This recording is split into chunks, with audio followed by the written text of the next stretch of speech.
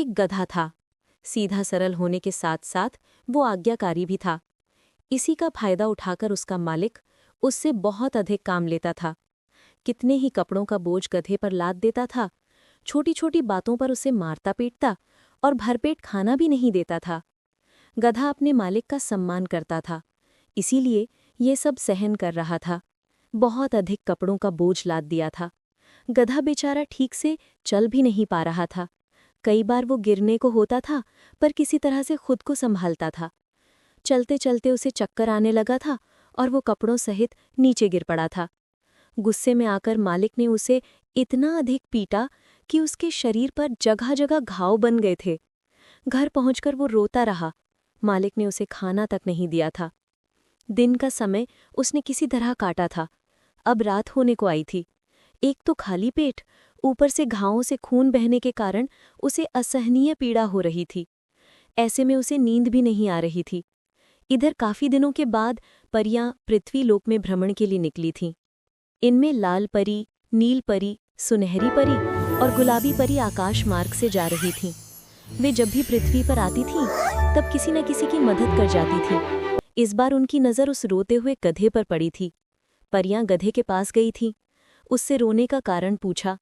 गधे ने रोते रोते परियों को बताया कि मेरा मालिक स्वभाव से बहुत दुष्ट है।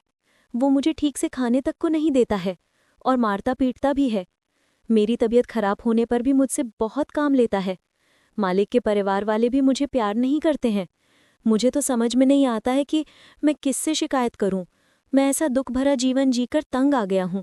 मेरी भगवान से यही प्रार्थना है कि वे मुझे अपने पास बुला लें। ये सब सुनकर परियों को मालिक पर गुस्सा आ रहा था और गधे पर दया आ रही थी। परियों ने गधे के घाव अपनी अपनी जादुई छड़ी घुमाकर ठीक कर दिए थे। उसे तरह तरह के लजीज व्यंजन खिलाए थे। वे गधे पर अपना सारा का सारा प्यार लुटा रही थी। गधा खुशी से गदगद हुए जा रहा था।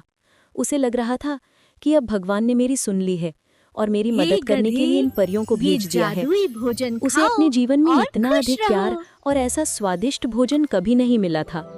गधे ने कभी भी इस बारे में सोचा तक नहीं था। वो अपने नसीब पर इतरा रहा था। उसे अब और कुछ नहीं चाहिए था। लेकिन परियां गधे को लेकर चिंतित थीं। वे मालिक को अच्छा सबक सिखाना चाहती थीं। इस बारे में उनके बीच काफी देर तक विचार विमर्श चलता रहा, पर वे किसी नतीजे पर पहुंच नहीं पा रही थीं। अंत में उन लोगों ने ये तय किया कि मालिक को गधा बना देते हैं और गधे को मालिक बना देते हैं। इस बात पर सभी परियों में सहमति बनी थी और वैसा ही किया गया था। इसके बाद वे परीलोक वापस चली गई थी। सुबह जब गधे के मालिक की नींद खुली, तब अपने आप को गधे के रूप में देखकर वो रोने लगा था। मालिक अपनी पत्नी और बच्चों को सच बताना चाह रहा था, किंतु उसके मुंह से देंचू चू के अलावा कुछ निकलता ही नहीं था।